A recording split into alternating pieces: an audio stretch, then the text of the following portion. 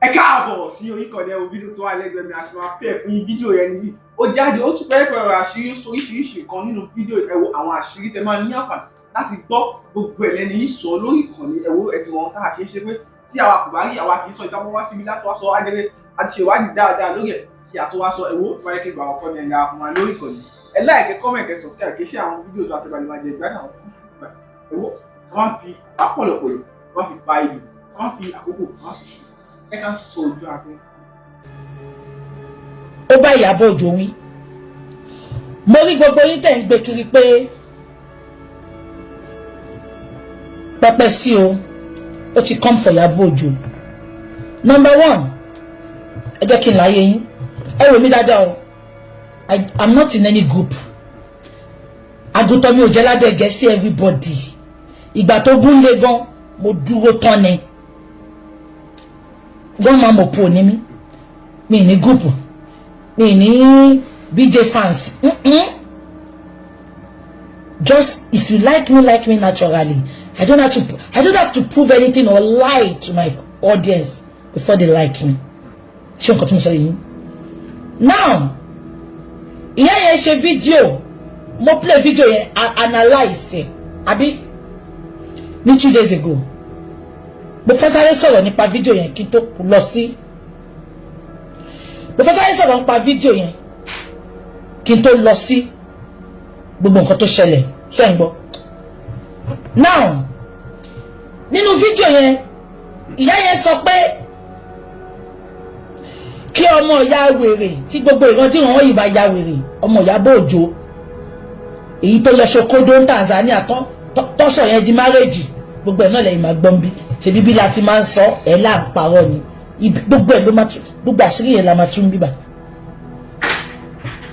Ṣé ń gbọ́ mi ìgbà ìyá yẹn sọ̀rọ̀ ó ní kí Iyabo Òjó kó yẹ máa flaunt ọmọ ẹ̀. Ṣé ń gbọ́ mi mo ti play kíní yẹn fún yín gbogbo yín lẹ́gbọ́n mi tún fẹ́ play ẹ̀ because ó máa pẹ́. Nǹkan tí ayé wa sọ àwọn èèyàn wa ń gbé kiri wọ́n ń bùyà yín. Ṣé ti rí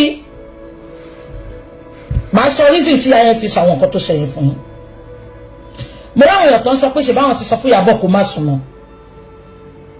Ìyá yẹn ò jẹ̀bi ọ̀rọ̀ tó sọ fún Iyabo yẹn màá sọ fún yín lálẹ́. Ṣé rí Iyabo Òjó olórí burúkú èèyàn ni aláyé bàjẹ́ èèyàn ni she's a user. Ìgbà tí ayẹyẹ tó fi Lizzy sílẹ̀ tí ò gbèjà Lizzy mọ́ Iyabo Òjó lọ súnmọ́ àbí ìyá yẹn bẹ̀rẹ̀ sí ní ìyá yẹn close mọ́ Iyabo Òjó. Ṣé rí nǹkan tó ń ṣẹlẹ̀ láàrin Iyabo Òjó àti ìyá yẹn is a matter of Iyabo Òjó want to eat his cake and have it. She wants to eat her cake and have it. Ṣé Yorùbá yẹn yẹ Isha? Iyabo fẹ́ jẹ cake ó tún fẹ́ have. Iyabo fẹ́ bá ìyá yẹn ṣe.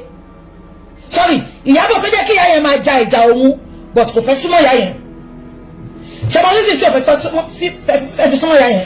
Ìyá àbíkú ápú àti ìjókòó ti àfòkúgba ìbátà wọ́n máa ti sọ fún pé bá súnmọ́ ìyá yẹn o. Ṣé ń gbọ́ mi ṣá? Ìyá yẹn ja ìjà Iyabo ó ń gba búlẹ̀tì fún Iyabo gbogbo nǹkan ló ń ṣe fún Iyabo.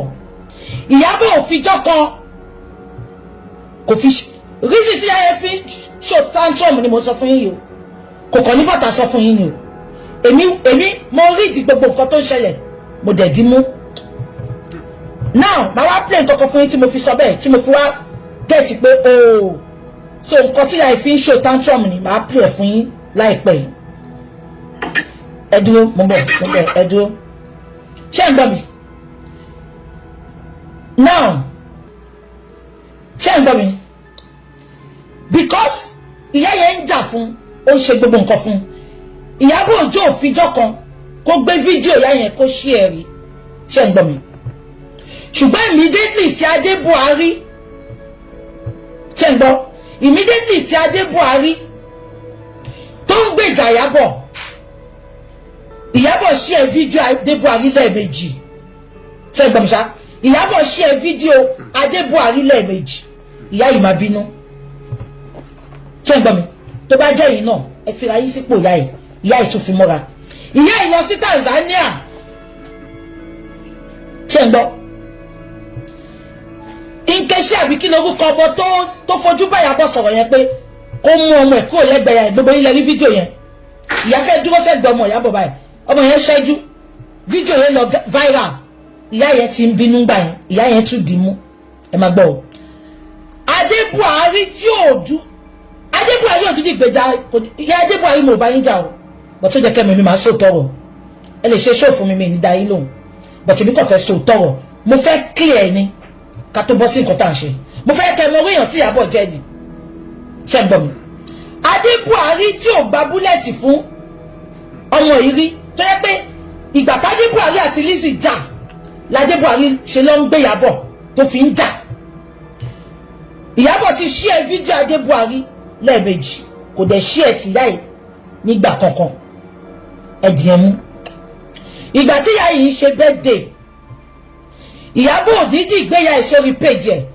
ó gbé sórí story ni ṣé ń gbọ́ mi kò dẹ̀ tún gbé sórí story nìkan kò ṣe pé Iyabo dídí kíyà ẹ̀ sórí story ó lọ share happy birthday tí ìyá ṣàjẹ́ tó fi wish ìyá ẹ̀ Iyabo lọ share no ẹ jẹ́ ká sòótọ́ èmi ò gbèjà yá yìí o nǹkan tójú ìyá ń wá náà lójú wọn rí ṣé ń gbọ́ mi èmi kàn sọ pé ṣé rí ẹ jẹ́ ká má máa sọ pé torí pé èèyàn kò dáa ká má sòótọ́ rọ̀ ṣé ń gbọ́ mi now Iyabo dídí gbé kíní yẹ kó gbé sórí wọ́ọ̀lẹ̀ ṣé ń gbọ́ ó lọ gbé sí orí story ńjọ́ yẹn nǹkan tí aṣájẹ́dẹ̀ fi kí ìyá Iyabo ṣí ẹ̀ kò dídí kíyà yẹn ẹ tún mú yẹn dání Iyabo ń ṣe fídíò ńjọ́ kan ó ń praise ìyá Adébuhari ìjọ́ wo ni Iyabo ṣe fídíò tó praise ìyá ẹ̀ rí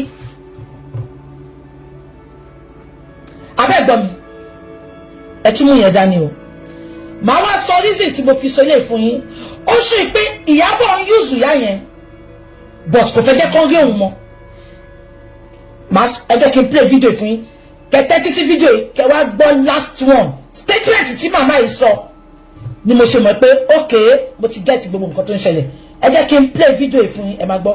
síbi kó Ìbàdàn gbogbo ẹ̀jẹ̀ nílá tó ń wọ̀nù ní Ìbàdàn Ìbàdàn ń bẹ̀rù èèyàn Ìbàdàn ń bẹ̀rù èèyàn. mo bá Iyabo wù ta ló sọ fún yín pé èmi àti Iyabo àlè ìṣọ̀rẹ́ yìí ṣọmọ mi àmọ́ yìí mọ̀ post ẹ̀ because I'm a veteran blogger I post whatever I see on social media. inú yín lẹ̀ ti dùn pé gbogbo yín yáyọ̀ kìnnì kan àwọn ti Iyabo ò lè bọ́ mi tẹnu kan Iyabo ò lè bọ́ mi mi mẹ́tọ́ lówó ju mi ìbáyọ̀ bó sùn lówó jẹ nìkan o kò lè bọ́ mi orí mi ò lè padà dé kò sí nǹkan tí mo fẹ́ gbà lọ́wọ́ ìwọ fẹ́ wọlé sọ́dọ̀ bọ̀bọ́ ìbò ṣe wọlé sọ́dọ̀ Lizzy Anjorin ni. ṣé gbọ́ statement yẹn Adébuhari ló bá wí bíbá yìí ó fẹ́ wọlé sọ́dọ̀ Iyabo bó ṣe wọlé sọ́dọ̀ Lizzy Anjorin ṣé rántí pé ìyá Esabod yìí ló kọ́kọ́ bá Lizzy ṣe ìgbà tí Esabod àti Lizzy jà Adébuhari wọlé sí Lizzy lára ó bẹ̀rẹ̀ sí ní gbèjà Lizzy ó ń búyà ṣẹgbọ́n sẹ́kẹ̀ tí àyẹ̀ sọ́ṣá ó ló fẹ́ wọlé sọ́dọ̀ Iyabo bó ṣe wọlé sọ́dọ̀ Lizzy Adébuhari ni ìyá ń bá wí bẹ́yìn ṣe ń gbọ́ mi ṣá now ẹ jẹ́ kí n sọ kíní kan fún yín ṣe rí ọba ńlá ló ń jáde Buhari ìyá ọba ńlá ló ń jáde Buhari so nǹkan tí mo gbọ́ ní ṣe ń gbọ́ tí mo fi sum up everything now kí ni mo fẹ́ fàyọ ìyá yìí sọ statement kan mo ráwọn èèyàn tó sọ pé ọmọ Iyabo Ojo influencer ni ṣe ń gbọ́ ọmọ Iyabo Ojo influencer ni pé kò lè sọ pé kó má show ara ẹ̀ ìyá yìí ò sọ pé kó má show ara ẹ̀ ó ní time tó lóyún yìí ṣe ń gbọ́ ó ní time tó lóyún yìí ó jẹ́ kó para mọ́ ni ṣe ń gbọ́ so ṣé bẹ́ẹ̀ yẹn ti clear fún yín now ẹ jẹ́ kí wá advice gbogbo yín ṣé rí nǹkan tí mo kórìíra jù láyé mi mo kórìíra kí n sọ pé mo bá lágbájá jàǹsìn ṣe ń gbọ́ kí wọ́n sọ pé torí mo bá ya ìjà mo wá fẹ́ ṣe pẹ́pẹ́ dẹ̀m mo wá lọ ń romance mo wá lọ romance tani ya ń bá ṣe náà mo lọ romance ẹ jẹ́ ká fi ayé ṣe example Àbíkẹ́ mi bá Àbíkẹ́ jà o but kí wọ́n máa post Àbíkẹ́ kí máa share Àbíkẹ́ mi share Àbíkẹ́ tẹ́lẹ̀ o ṣùgbọ́n torí mo fẹ́ fi Àbíkẹ́ pẹ́pẹ́ màmá mo wá bẹ̀rẹ̀ sí ní share Àbíkẹ́ gbogbo yín stupid ẹ̀yin tẹ́ máa ń ṣe ẹ̀yin tẹ́ máa ń wà yẹn many of you are cowards ìgbà tá à ń ṣe fracas gan ẹbí anybody tí bá ti sọ pé ó dàárọ̀ ó ti dàárọ̀ mo dá wà ní kó wá lọ máa gbéyàn ẹ jẹ́ kí n sọ fún yín ẹ̀yin tó ń gbé tó fi ń pẹ́pẹ́ èèyàn yẹn ẹ jẹ́ kí n là fún yín lẹ́nu ṣẹlẹ̀ tó lọ gbé yín tó wá fi yín pẹ́pẹ́ èèyàn tó ń gbé yín mọ́ra sí kò nífẹ̀ẹ́ yín o kò nífẹ̀ẹ́ yín o ìtòrò fẹ́ fi yín báyọ̀ jà ni ṣé ń gbọ́ mi ṣá òun lẹ ṣe rí pé tí Lizzy Anjorin bá ti bá gbogbo wọn jà wọn wá lọ máa gbọ́mọ Ìyábọ̀ ṣẹ́ ṣí èrè ní ẹgbọ́mọ yín náà àwọn tó jẹ́ pé wọn ò ṣí Ìyábọ̀ tẹ́lẹ̀ abẹ́ ẹ̀gbọ́n mi wọn ò ṣí Ìyábọ̀ wọn bẹ̀rẹ̀ sí máa ṣí ẹ̀ make it make sense àgbàlagbà ní yín náà a ṣe bá wọn ọmọ òpó náà àwọn ajá Ìyábọ̀ tó ń ṣe ó ń bọ́ wọn ní náà abẹ́ ẹ̀gẹ́tì mi ni tó bá báyọ̀ kọjá dúró lórí ọwọ́ ẹ má tẹ̀ ṣe bí ipò exist abẹ́ ẹ̀gẹ́tì mi ni ẹ wò gbàtọ́ ní Lizzy lọ sí Ìdúmọ̀tà yẹn èmi àti Lizzy ń jà burúkú àìṣọ́ rẹ̀ bó ṣe ló lọ sí Ìdúmọ̀tà yẹn mo sọ fún yín ẹni tó sọ fún mi ṣe wọ́n ti pè mí ṣe ṣó ni ẹni tó sọ fún mi fẹ́ ṣe bí òfófó ni kémi náà lè gbé kí n fi bàjà kí ni mo ṣe mo bọ́ta lẹ́sẹ̀kẹsẹ̀ mo ní kò lè ṣe bẹ́ẹ̀ ó jẹ́ kémi náà gbé ní àbí kémi náà wá lọ join àwọn tó bẹ̀rẹ̀ sí máa I don't do it because let me tell you the truth àwọn tẹ̀ ń gbé tẹ̀ fi ń báyọ̀ jà wọn ò nífẹ̀ẹ́ yín ok ṣé ìyá ọba ńlá tó ti bú Ìyábọ̀ rí ni Ìyábọ̀ can never like you ma kò lè like yín ó máa use gbogbo yín ni she wants everybody to fight a battle tẹ́ ẹ̀ bá báyọ̀ ṣe mọ́ ẹ dúró lórí ilé yìí tó bá bu yín ẹ bu kò ní ìdíkà ṣẹ̀ṣẹ̀ lọ máa gbé fọ́tò ọmọ kan bàbá kan kábà sọ pé à ń praise ẹ̀ it doesn't work like that kò rí bẹ́yẹn àwọn coward ló máa ń wù abẹ́yẹ come for me I come for you tí ìbàdí fẹ́ sọ̀rọ̀ máa pa ẹ́ tì àbí ẹ̀gẹ́ tì mí sá ẹ wo gbogbo àwọn àbíyá àbíkú ápú gbogbo wọn tí Ìyábọ̀ lò mo sọ fún yín pé wọ́n lọ sí ìyàwó ọmọ ẹ̀ àní sójà kó pọ́n wọn lẹ́kọ́ ní ẹ jẹ́ ká ṣe girls outing kò bàbá wọn jáde wọn ò máa rí mọ́ because nǹkan tó ń lò wọ́n fún ni iṣẹ́ ẹbí orí social media and my communicating ẹ gẹ́tẹ̀ ṣá mi bóyá èmi àti ọba ńlá àjà but I think it's high time ìwọ tó ti bú mi rí tó wá sọ pé tó bó bẹ́ẹ̀ ní kọjá òfin wa máa gbé mi mọ́ra do you think I will be your friend? Me ní bínú sí ẹ o but stay on your freaking lane because Rikishi ló pa gbogbo yín pọ̀ Rikishi ló máa tú yín ká ṣé wọ́n ti pé ìyá ọba ńlá tó yẹ ìmàkù lọ ń gbèjà tẹ́lẹ̀ ìgbà tó yá àwọn ọbú tó yẹ ìmàkù wọ́n bú tó yẹ ìmàkù fún Lizzy wọ́n tún bú Lizzy fún Ìyábọ̀ nsìn I'm not talking about Mọ́mí ọba ńlá alone. Many of people on social media, they do it a lot. They do it a lot. It's high time, let's act our age and not our shoe size. Ẹ fi sẹ́ńtẹ̀ ń bájà, wàá ní mo bẹ ẹ̀dá sìn, wàá lọ gbá àwọn tí mo bá sọ̀rọ̀ mọ́. Ṣé mi ti rí yín ni? Ṣé mi rí yín ni? But please, ẹ má máa downgrade ara yín. Àbíkò yín. Ọmọ yìí use gbogbo yín ni coward ló máa lọ gbé yàn kan ló máa fi báyàn kọjá if you are up to the task face it anyway that's by the way ẹ jẹ́ ká lọ sí ìkọ̀tà ṣe wá lálẹ́ mo kàn ní kí analyze ẹ̀ fún yín ni pé ìyá tó ń show tantrum kiri ó ní reason o because Iyabo wants to eat her cake and have it ó fẹ́ báyà yẹn ṣe ṣùgbọ́n kò fẹ́ súnmọ́ ìyá yẹn kò ṣe kó lè fẹ́ báyà yẹn ṣe ó fẹ́ yẹ kí ìyá yẹn máa fight battle òun ṣùgbọ́n kò fẹ́ súnmọ́ So ó ti dandan kí ayé show tantrum. Ó ti dandan kí ayé show tantrum.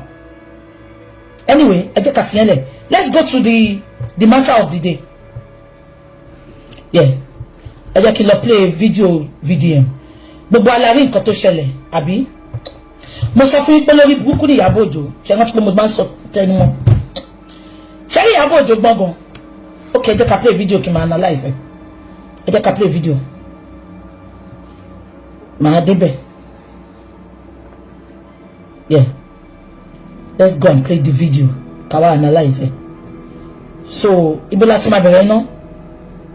Ó post lánàá àbí? Ó dàbí tá náà yóò important. Ẹ jẹ́ ká lọ sí ńbọ̀. Yeah, ẹ jẹ́ ká lọ sílẹ̀. This is the first one. Now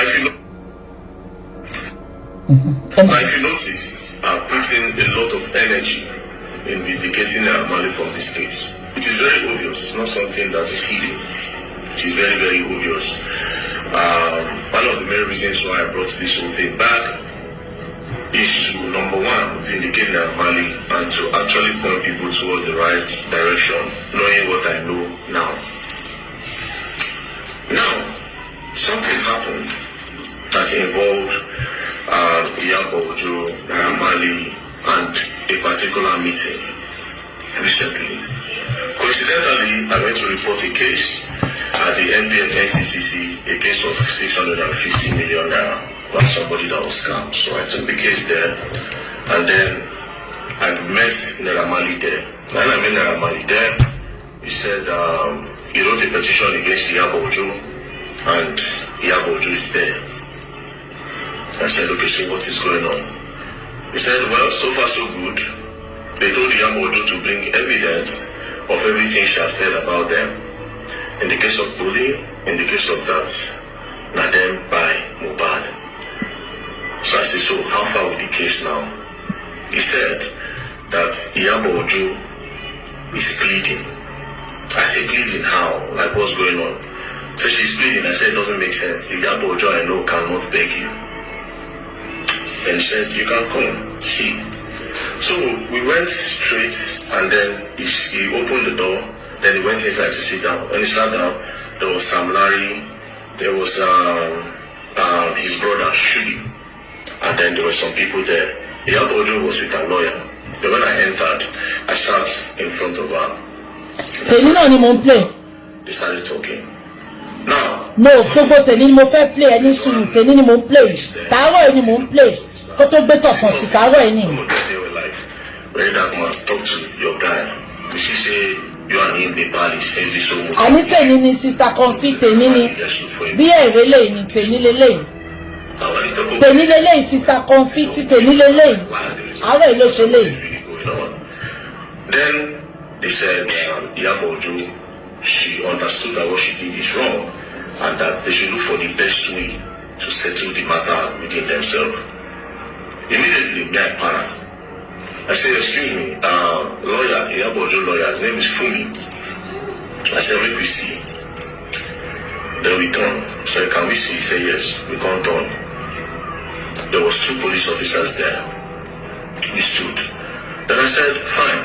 Based on what I just saw now, Iyabo Ojo is saying that a lot of publications that she did was wrong.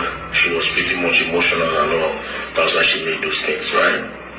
So I told the lawyer, I said, how do we move on from here? Is she willing to come to the public? And the lawyer said, that is exactly what she said. That she will go to the public and let the public know that this is what happened and that she is sorry for actually being emotional about this whole matter. Then the lawyer now said again, but they were thinking that if they do that, a lot of her fans will think that she has been threatened by Naira Marley or the government threatening her. That Iyabo Ojo has suggested that they will not apologize, but if Naira Marley releases a new song, they will help him promote it, and that gradually people will start welcoming. Ṣẹ́gbọ́, lọ́yà sọ pé ìgbà tán bá wọn sọ̀rọ̀ ní Àbújá, ṣẹ́gbọ́, wọ́n náà sọ pé tí Naira Marley bá kọ orin tuntun àwọn àbá promote Iyabo ó máa ṣánkú ni ó ní gbé ilé ayé ṣe rere wàá wà nínú ilé wàá máa sọ pé ta ló wọlé ni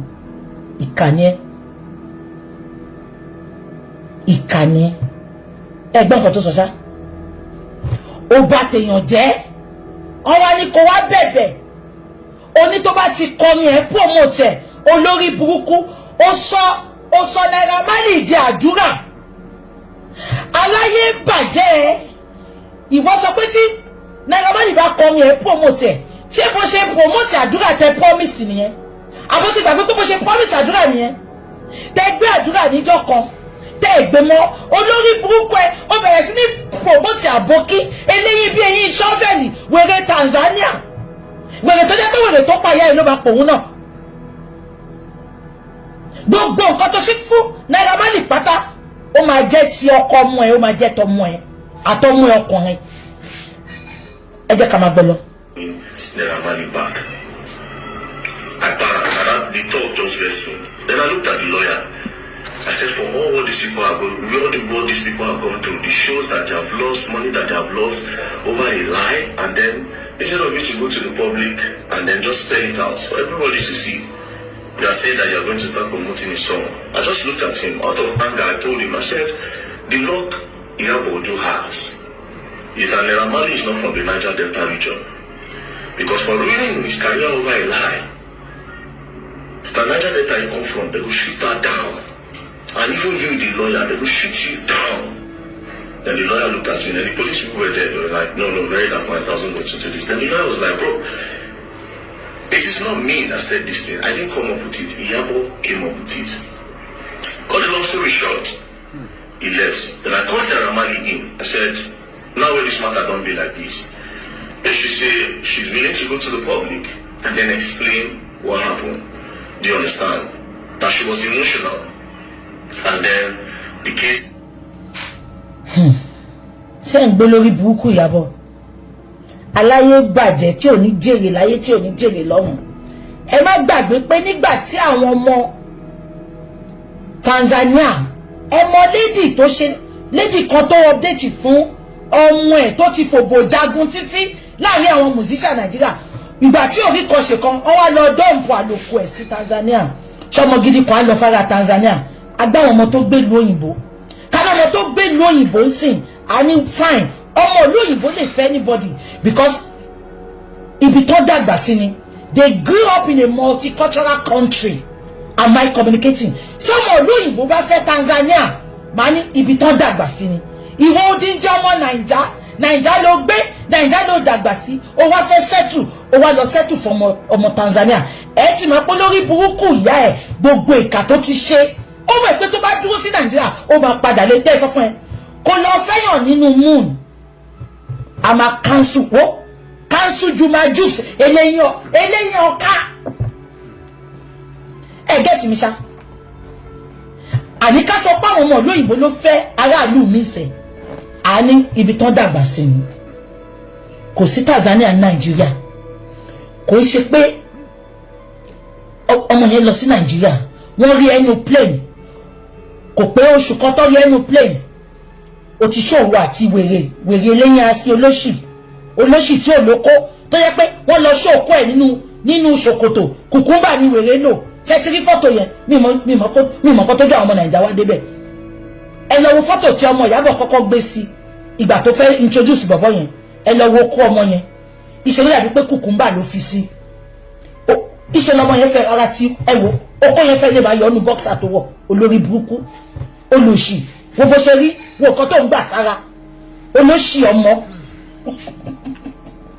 ẹ jẹ́ ká máa gbẹ lọ ẹ rí fọ́tò yẹn ni ẹ lọ tún fọ́tò yẹn wò ìgbà tó fẹ́ introduce bọ̀bọ̀ yẹn sí wa ẹ lọ wo kó bọ̀bọ̀ yẹn mo sọ pé kùkùmbà ló fi sí ìtorí òun ló mú Ìyábọ̀ olórí burúkú tó wọ swimming trunk òun náà fẹ́ jó ó tún fẹ́ jó kó tọmọ ẹ̀ ń dó ní Tanzania ẹ lọ wo kó bọ̀bọ̀ yẹn fẹ́ ẹ lọ wo fọ́tò yẹn okó yẹn notice ni ojú tẹ̀ ń wo fọ́tò tẹ̀ ń wo pé ó ti lọ́kọ ẹ̀ẹ̀kan àwọn èèyàn ti gbókó yẹn jáde nọ̀gbọ̀nọ̀gbọ̀n báyìí ni olórí burúkú okó tó ní tí ò fi function okó tó ní tí ò fi bímọ at 39 years old ẹ jẹ́ àmà sọ̀lọ̀.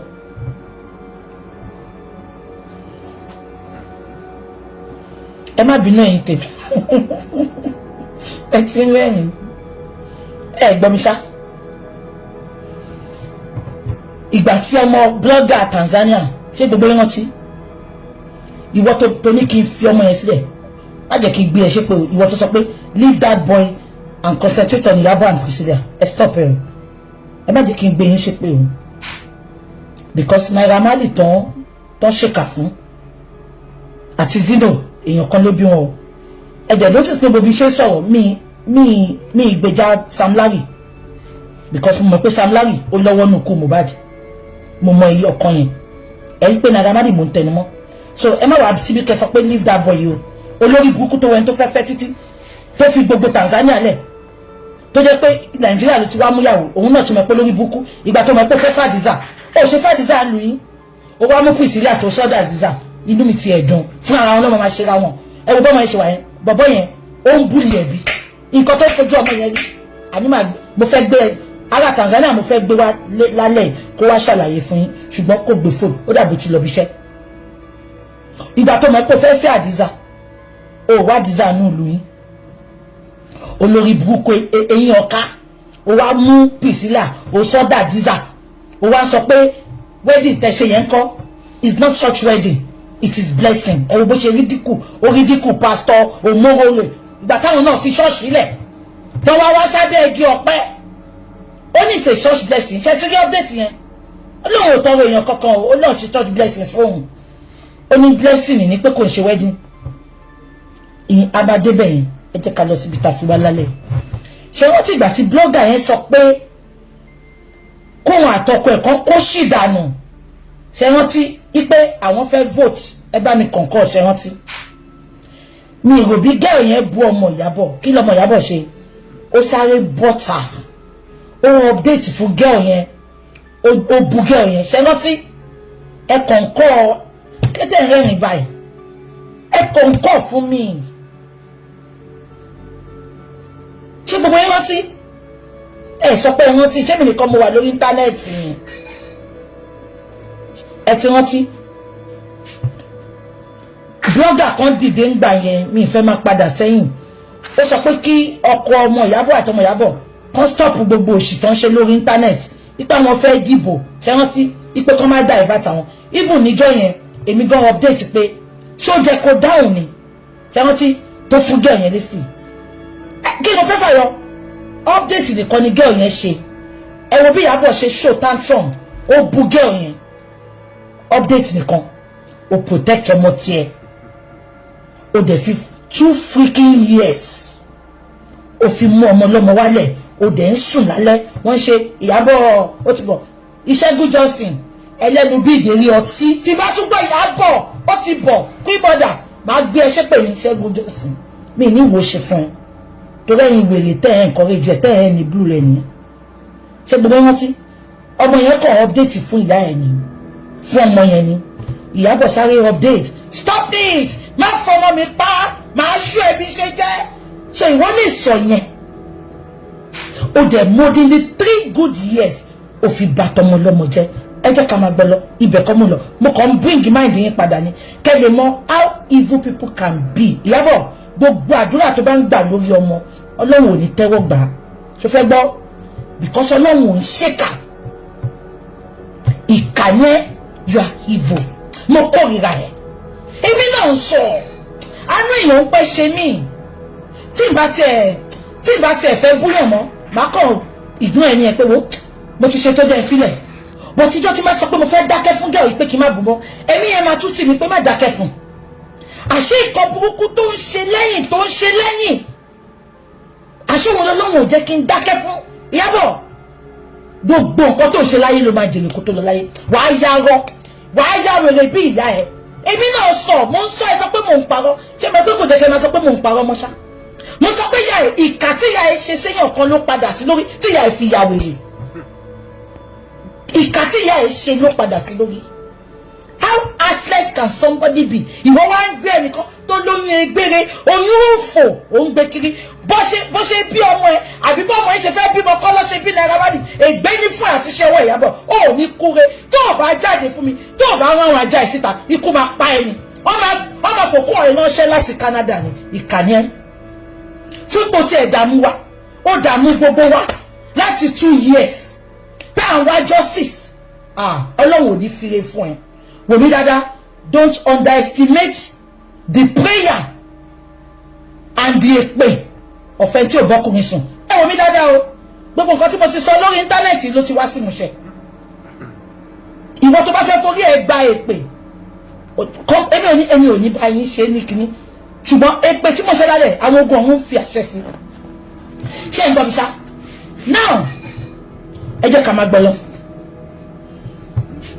Went towards the wrong direction instead of actually holding everybody in the house accountable. But there's no problem. It don't happen. So, what do you want? Naira Marley said he's scared that she might not do it if they leave her now. That she might not apologize. She might just go outside now and decide to change everything. Ṣé kí pé Naira Marley mọ̀? Ṣé kí pé VDM sọ pé Naira Marley sọ pé tó ń bá fi sílẹ̀ òun sọ pé kò ní bọ́ta lọ sọ́rí yẹn ó tún máa manipulate àwọn public ni ẹ jẹ́ ká máa gbọ́ lọ.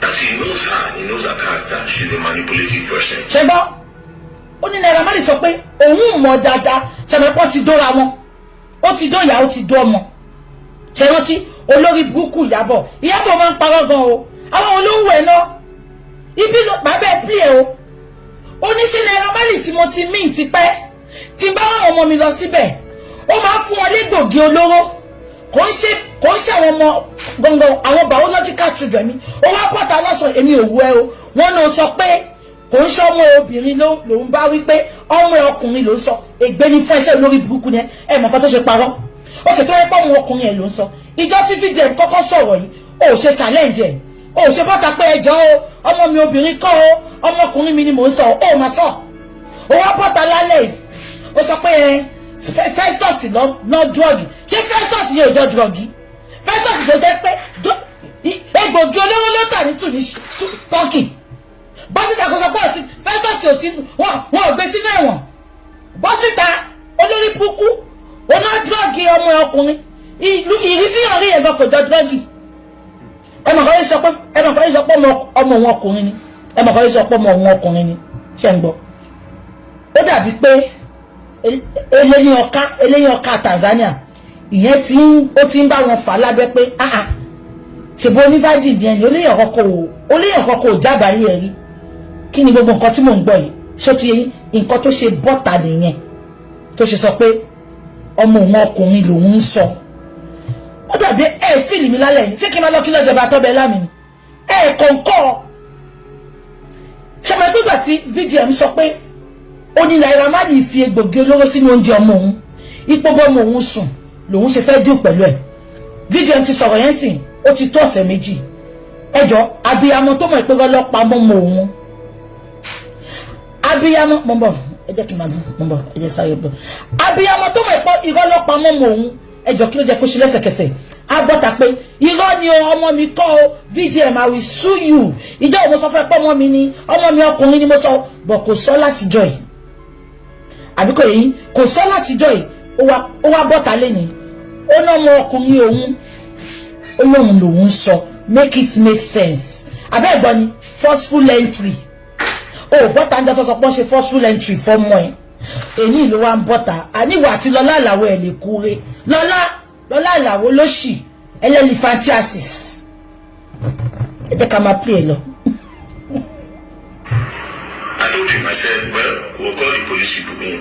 They called the police people in, we spoke. Some of the police people were saying if she's willing to apologize. Naira Marley, let's see how this thing is going to be. And if she doesn't apologize, then they bring her back. But if this thing goes to court, she'll definitely pay dearly because everything, literally everything, bullying and everything was all a lie, right? Videos being doctored, a lot of things. You know, a lot of atrocities happened that time. Naira Marley left. When he left, I sat down. Now something in me told me that something crazy might happen, right? And now went outside. When I came back, they said they needed to see the director of MPF and CCC so that they'll table the matter in front of him and then they can know the way forward. That was that everybody went to the director's office. Iyabo's lawyer, myself was there, Marley was there, Marley was there, Marley's brother Shuli was there. Now, before the meeting, I just told Marley, excuse me. You understand? So apparently Tonto DK was coming. I told Marley, excuse me. Marley excused me. Then we went outside. I told him, I said, see, you see this matter? You are not taking it the way you should take it. He said, but he has forgiven. That's na Allah, na go judge. But she has come forward to say she's going to apologize and let the public know that he does not hold anything against her. Now, me trying to be extra, I told him, I said, no, make them detain her. You understand? I said, make them detain her. He now said, well, that he does not think it will solve anything. I said, if the director is talking, slam the tape and let them know that they finished your career. Then Marley said, that's okay, he's going to do it. Finally, he said he's going to do it. Then he now entered. When he entered, Tonto DK entered. We all sat down. I moved, I sat down because the conference table, Marley was here, Iyabo was here, Iyabo sat down here, Marley sat down here, Tonto DK was here, Marley's brother was there. They started talking. While they were talking, she apologized. Now, Marley asked her one question. Before Marley asked her one question. He said, in everything you have said about me, is there no one thing that is true? Is there no one thing? He now said, you said, at least let one thing be true. Let me know that I'm a banker. At this point, I swear to God, I almost cried on the plane. I felt very emotional. With that one question, he said, you said, mo kí ìgbà mi mo máa ń bínú sí nǹkan tẹ́ máa ń sọ. Ẹ ló fẹ́ lọ jà asylum ní Canada. Make it make sense. On what ground? On what ground? Ibi tẹ́ ti fẹ́ lọ jà asylum ṣé ò ní béèrè nǹkan tó ṣẹlẹ̀ ni. Ṣé òbí kọ́ bọ́kọ̀ ṣe máa ń fún yàn wé nìyẹn ṣá. Please ẹ jẹ́ ká àwọn onílàkàyè là ń wà lórí platform yìí. Ẹ má yẹ ká máa sọ̀rọ̀ bí àwọn olórí burúkú ajá Iyabo. Àwọn illiterate. On what ground? Ṣé gbogbo etí Adé Buhari update yẹn tó sọ pé gbogbo ilẹ̀ ló gbà ní Canada? Wọ́n tàn candle. On what ground? Ṣó fẹ́ pa ni? Ó parọ́ ó bà kárí èèyàn kọjẹ́, ó wá ní ó sá lọ, ṣó fẹ́ kò sẹ́ gbogbo ilé náà máa fi wọ́n náà. On what ground? Gbogbo ayé ló ti mọ̀ pé oníṣẹ́ ibi ni Iyabo. Báwo ló ṣe fẹ́ rìn? Ẹ má máa sọ gbogbo nǹkan báyìí náà bẹ́ẹ̀ ṣe ń pariwo pé ìwọ̀nmi náà lọ jà asylum níbo. Mo sọ pé Nàìjíríà tí ò ní tó wà lawless, Nàìjíríà tó jẹ́ pé lórí burúkú ni wọ́n, ibẹ̀ ni gbogbo wọn ti lè ṣorí burúkú tó ń ṣe yìí. Wọn ò bí àṣànàdá kókó Nàìjíríà. Ṣùgbọ́n sọ pé Iyabo fẹ́ sneak ẹ̀ bọ́ta nù Nàìjíríà ni. Kò ṣe try ẹ̀. Mo rí tí ìyá ọba ńlá sọ pé gbogbo àyè ló gbà anything. Nǹkan tó àwọn máa ṣe anything fún ẹ. Ìyá ọba ńlá mi bú yín o, but mi ní kẹ́ má support ẹ̀ tẹ́ fẹ́ support. Let me clear myself tonight. But ṣẹ́tìrì tíwọ́ ẹ̀yìn àgbàlagbà tẹ́ bá wà nílùú, tẹ́ bá lè call a spade just because you want to fight somebody is disappointing. Wọ́n nígbà kí n wà lọ́jà kórí ọmọ tuntun wọ́ mọ̀mí ọba ńlá. Mo mọ̀ pé ẹ fẹ́ fi Iyabo bá Lizzy jà ni. But you should have done it in a good way. You kept updating, you kept lying, you kept supporting evil. Iyabo. Ìyá Dublin yẹn lè mi fi òpó jẹ kó ṣe nǹkan tẹ̀ ń ṣe. But at the time, ìyá yẹn ò lè stand the nonsense mọ́. Ìyá yẹn sòtọ̀rọ̀. Mọ̀mí ọba ńlá. Kò sí bẹ́ẹ̀ ṣe lè fẹ́ fi jà tó. Àwọn kọ́kọ́ wà ó pè kẹ́ má gbé. Ó pè kẹ́ má update ẹ̀ kẹ́kọ̀ọ́ lùkèwé. Ẹ wá update. Ẹ ń ṣe ọmọ mi máa mọ̀mí ọba ńlá ẹ bí ọkùnrin ẹ bóbìnrin. Ẹ̀yin náà sọ pé ọmọ yín ń kọrin bó tẹ̀ yẹ pé mi ì mọ̀ ọmọ yín tó ń kọrin. Mi ì mọ̀ àwọn ọmọ yín gan. Ọmọ yín tó ń kọrin yẹn Ìyá ọba ńlá kéèyàn kọ́ wá dìde lọ́la bẹ́ẹ̀ ṣe ń gbàdúrà kan ọmọ yín gòkè kíyàn kó wá dìde lọ́la kó wá parọ́ mọ́ níbi tó bọ̀ tó ti ń kọrin yẹn kó wá sọ pé kó káńsù ẹ̀ kó má gbọ́ ohun ẹ̀ mọ́ Mọ́mì Ọbánlá ṣé bẹ́ẹ̀ ṣe máa support ẹni tó sọ bẹ́ẹ̀ yẹn ni Mọ́mì Ọbánlá má jẹ́ ká máa ṣe báyìí Naira Marley kọ́ ló ṣẹ̀yìn ẹ fèsì ẹ̀yìn àtẹni tó ń jà mi ní kẹ́ má búra yín kò sẹ́yìn tó kàn mí ẹ ríra yín lẹ bára yín ṣe bọ̀ tí pé kí wọ́n máa lo gbogbo nǹkan tí Lizzy bá ti support àbí tó bá sọ pé òun náà support kí wọ́n máa fi bá no Mọ́mì Ọbánlá ẹ bí ọkùnrin inú mi dẹ̀ dúpọ̀ ọmọ yín náà ń kọrin Mọ́mì Ọbánlá kódà please ẹ ti ṣe show náà bàtà kọ́kọ́ bẹ̀rẹ̀ justice kò sí èbúté ìbú bàbá Mohbad kò sí èbúté ìbú bàbá Mohbad gbogbo ilé ìtawà ní pọ́n ṣẹlẹ̀ ń sìn kọ́ Mọ́mì Ọbánlá please àgbàlagbà ni mi ní kẹ́ bá Lizzy ṣe mi ní kẹ́ parí ìjà but ó ti sún wà obvious pé people cannot trust you ẹ jẹ́ ká máa gbọ́ lọ. I dropped your children. Like they come to my house, I drop them. At least let one thing be true. Iyabo was just looking. At this point, I just shook my head. Now that passed. Someone was not saying, you said I bully Mohbad, that I collect money from boys, that I'm my this and me that. Can you clearly there on that or give me proof? I just want to see proof that I did all those things. Then Iyabo said, that some video went viral, you know, some video went viral where they said you were beating the boy and this. Then the director told her that they said, did you verify any of all these things? She said no, that she was. Actually, video tí Iyabo sọ pé went viral ló ṣe nǹkan tó ń ṣe. No. Iyabo is evil. Iyabo is a manipulator. I keep on telling you. Ṣé ń gbọ́ mi ṣá? Iyabo is evil. Iyabo is a manipulator. Ẹ wà àtijọ́ tí ó ti ní wàhálà yìí láti last week. Ẹ rí pé gist lover kò gbé nǹkan kan ni. Gist lover rí nǹkan kan gbé. It's so evident that Iyabo Ojo is gist lover. Number one. Now, Iyabo sọ pé nǹkan tó ń rí lọ online irọ́ ni. Tó bá di Tuesday tí mo ní full day, màá padà lọ play video first video tí Iyabo kọ́kọ́ ṣe. Ìjọ yẹn tí Iyabo ṣe video yẹn, ẹ rí pé ó take personal gan. Ó take very personal. Èmi gan wò pé ṣé kò sí nǹkan mi ń bẹ. Ó ní sọ pé torí nǹkan tó rí online, Iyabo, I thought you said you're a graduate. Ṣé graduate oko ni ẹni? Graduate oko Sùlẹ́lẹ́ àbí graduate oko ọba ní kòrò ni ẹni? Ebi tí mo ní bigger platform yìí gan, kò sí nǹkan tó bá gbọ́ fún mi ní ẹ fún mi evidence. Àwọn èèyàn tó bá ń send message sí mi, mo máa ń block wọn dànù ni. Ó kàn lè sọ nǹkan fún mi pẹ̀lẹ́nu, I need evidence. Iyabo olórí burúkú yẹn ó kàn parọ́ fún VDM ni. Kò ń ṣètòrí nǹkan tó ní online. You have a personal vendetta towards Naira Marley.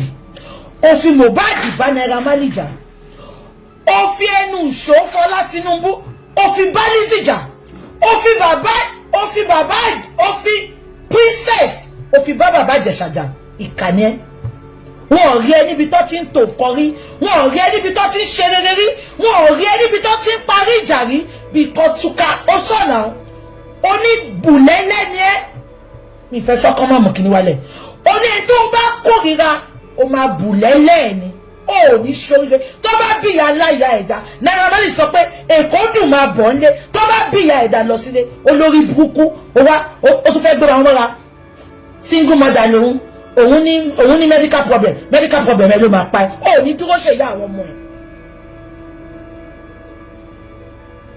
Bó ṣe jẹ́ kí ìyá Naira Marley kó gbádùn Naira Marley ọdún méjì going to 3 years ojoojúmọ́ ni ìyá Naira Marley máa ń ké tó máa ń ké sí Ọlọ́run. Ìyá yẹn á kéwú ẹ jẹ́ ká máa gbọ́ lọ. So kí ni mo fẹ́ fàyàn bẹ̀ yẹn kò ń ṣètòrí nǹkan tó rí lórí line. You can tell that to your daft. Àwọn olórí burúkú tó ń tẹ̀lé ẹ, àwọn ajá tó ń tẹ̀lé ẹ, àwọn elébi tó ń tẹ̀lé ẹ, àwọn yẹn ni kò sọ yẹn fún. our intelligent people la wà lórí platform yìí ẹ jẹ́ ká máa gbọ́ lọ. ẹ má gbàgbé o nǹkan tó rí lórí line kẹ́lẹ̀ wọ́n pé gẹ́ yìí ó burú gan ó evil gan. nǹkan tó rí lórí line publicly ló declare pé you are a Malian, publicly ló gba flower, publicly ló fún ẹ lówó, publicly ló sọ fún wa pé ọmọ ẹ máa ń lọ sílé wọn mo dẹ̀ bí ẹ mo ní ṣe lè Naira Marley jẹ mo ní ṣe lè Naira Marley jẹ Shoprite ni.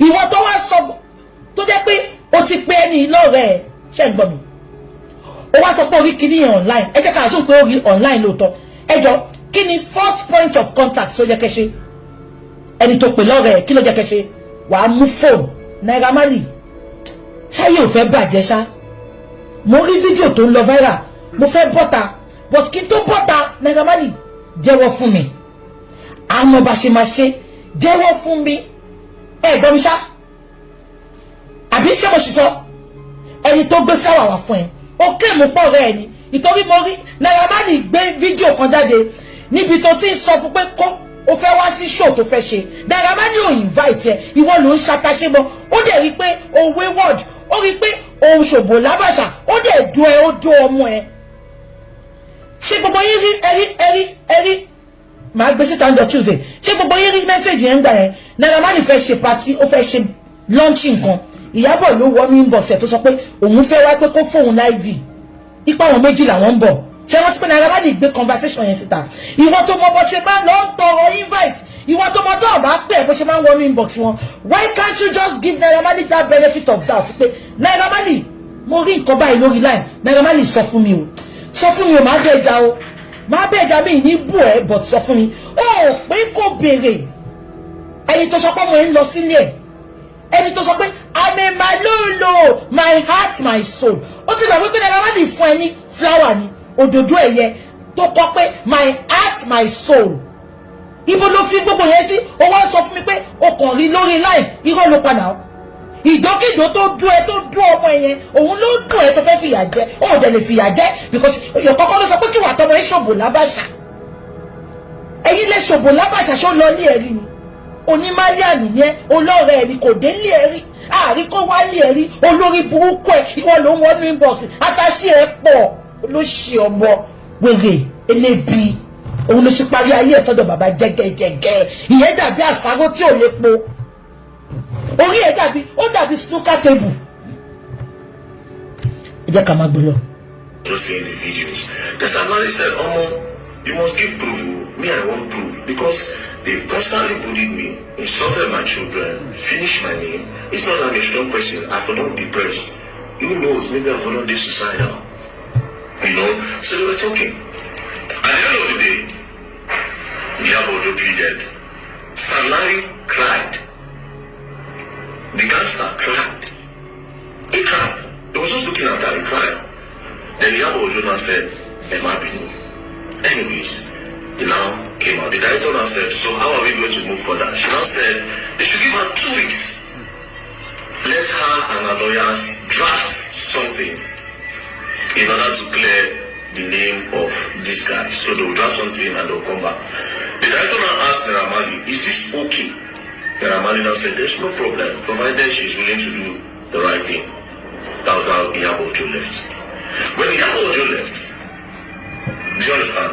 That was when we now had our own private meeting. Because one of the main reasons why I was there was because we have to put hands together and let the public know what's up. Ẹ wo ẹni tó ń try láti cover shame ẹ̀ òun gangan ni gbogbo àwọn olórí burúkú ajá ẹ̀ wá ń gbé pé ó manipulate. Ṣọ́rọ̀ mi yé yín ṣá ṣé ní gbogbo nǹkan tí bọ̀bọ̀ ìṣe ṣá ṣe wọn pàwọn tó ń tẹ̀lé Iyabo ògbóyìnbó so kò lè yé wọn. Ẹni tó ń try láti cover shame ẹ̀ láti gbàálẹ̀ lọ́wọ́ Naira Marley ṣé wọ́n pé nǹkan tí bọ̀bọ̀ ìṣe Naira Marley ń tẹ̀lé ṣé pé Naira Marley ò fẹ́ kó fi sílẹ̀ ṣùgbọ́n bọ̀bọ̀ ẹni tẹ́ kó fi sílẹ̀ ẹni gangan ni gbogbo yín wá attack ẹni pé ẹ lè ráàánú gbà lọ́wọ́ Ọlọ́run gbogbo aláàánú yín máa ṣánkú ni kò ń ṣèpè ẹ jẹ́ ká máa gbẹ lọ. So Iyabo left. Then we had our own private meeting. Do you understand? We had our private meeting. Now when we spoke in our own private meeting, I promised Iyabo that I wasn't going to say anything on that. She should. Èèyàn kan sọ pé but Naira Marley should be the one talking. Let me tell you something. Ṣé ń gbọ́ mi? Mo ń bọ̀. yẹ kí sọ ṣe máa pé tẹ́ bá lọ wo mo fẹ́ kí gbogbo ń lọ flashback fídíò tí mo ṣe ìgbà tá bẹ̀rẹ̀ justice kí ni mo sọ ìgbà tí mo kọ́kọ́ bẹ̀rẹ̀ mo ní Naira Marley is a boy with a little words. Naira Marley does not talk. Ṣẹ́rí kìíní tó mú yẹn companion ẹ̀ nìyẹn. He does not talk. Ayà ní lẹ́nu pé àwọn favourite yín gan wicked ju Naira Marley lọ. Ṣé wá rí èsì tí Naira Marley àdúrà tó bá ń gbà yẹn ó ti wọnú ẹ̀bí ó ti láàrin èmi àti Naira Marley fẹ́ gbẹ̀bẹ̀ gbogbo àwọn tó sọ̀rọ̀ àǹdẹ̀ ló sọ pé never.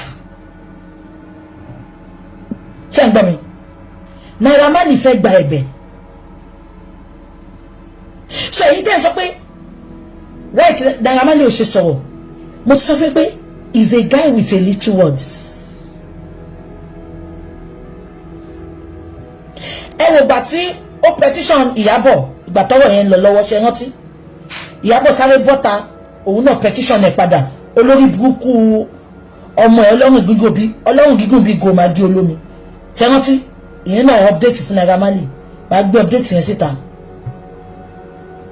àṣẹ gbogbo wọn mọ nǹkan tó ń ṣe àti ìyá àtọmọ like mother like daughter àwa wípé wọn sọ pé ìyá kan ìyá ẹ̀ ló ń post ẹ̀ tó bá yẹ pé ọmọ tó máa gbọ́ràn ni ọmọ tó ti já fún ìyá ẹ̀ jẹ ìyá tó ń jà fún ìyá ẹ̀ ní Dublin ó ní à má gbé fọ́tò ààrẹ o má kóra ẹ̀ síta o bí ìyá yẹn ṣe ṣòtàn ló gbé fọ́tò ló gbé síta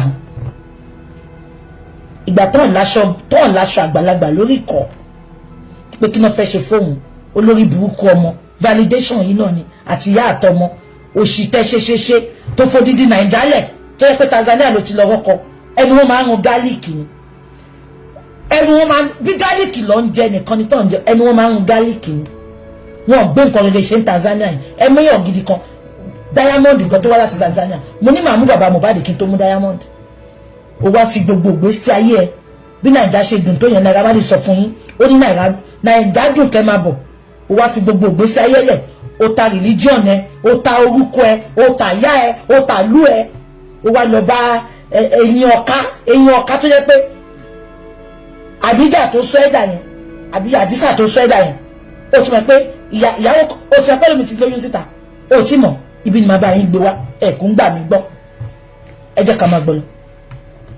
Amounts to say it, right? Fast forward to Iyabo and the apology she was supposed to do. 3 days passed, nothing. 4 days passed, nothing. 5th day passed, nothing.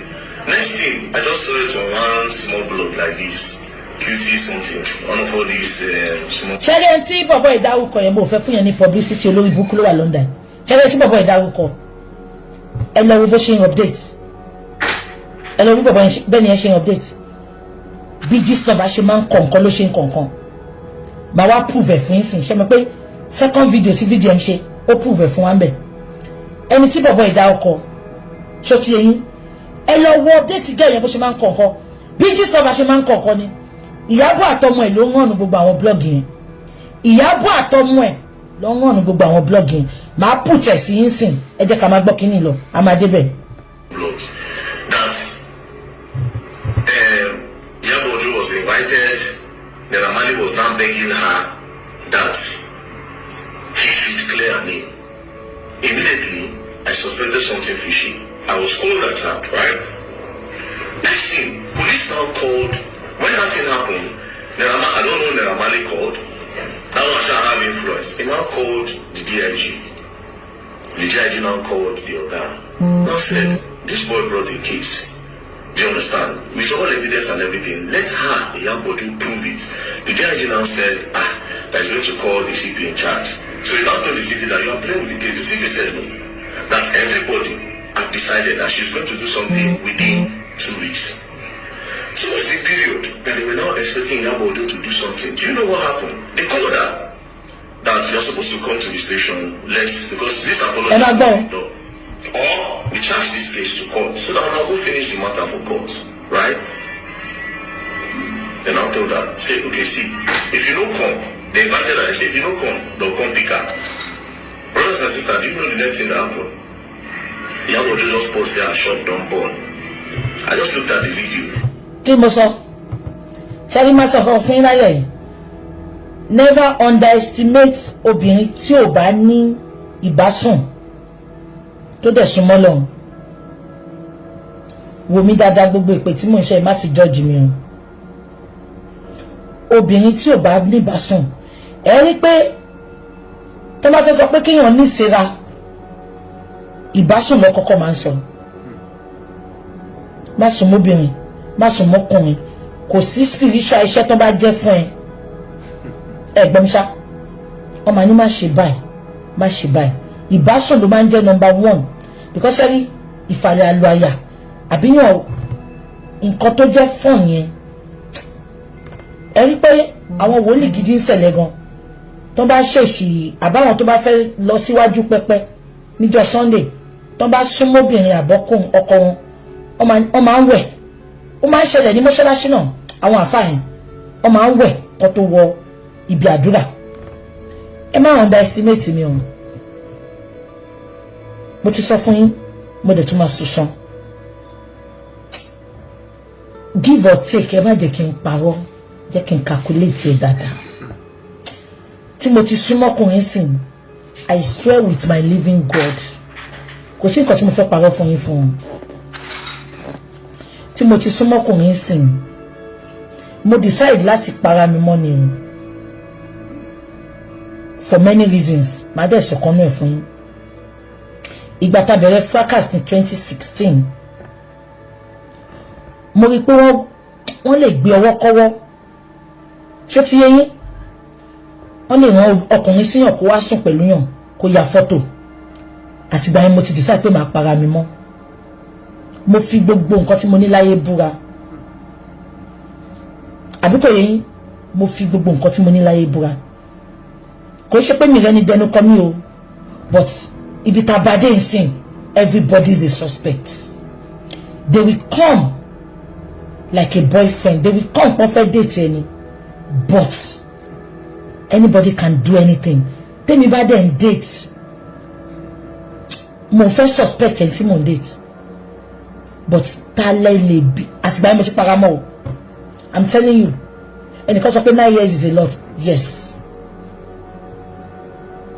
wọ́n ní bí ó ní igi tó fi ń gbóbò èmi ò ní o tí n bá parọ́ fún yín kẹ́lẹ́ dá gbogbo ẹ̀yin tẹ̀ ń wò mí lálẹ́ kó jẹ mí níyà mi ní nǹkan kan tó fi ń gùn dì mí ṣe ṣẹ́rí mo wà religious gan o ẹ kàn lè máa wò pé Bukky máa ń ṣe pé Bukky máa ń bo èbú mo wà religious gan mi ì fi nǹkan kan kàn dí mi ì fi nǹkan kan gùn dí mi